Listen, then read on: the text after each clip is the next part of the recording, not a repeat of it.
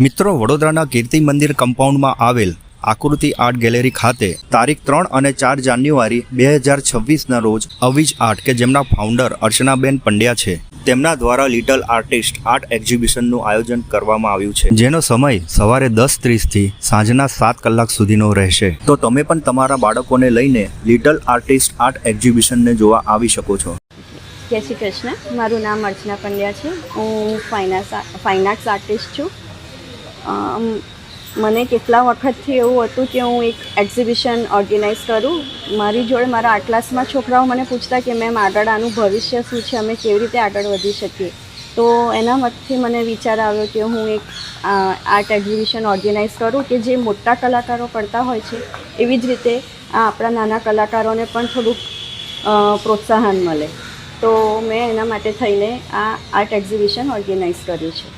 કહેવા માગું છું કે તમે પ્લીઝ આવો અને એમનું આર્ટને નિહાળો અને એમને મોટિવેટ કરો। Thank you.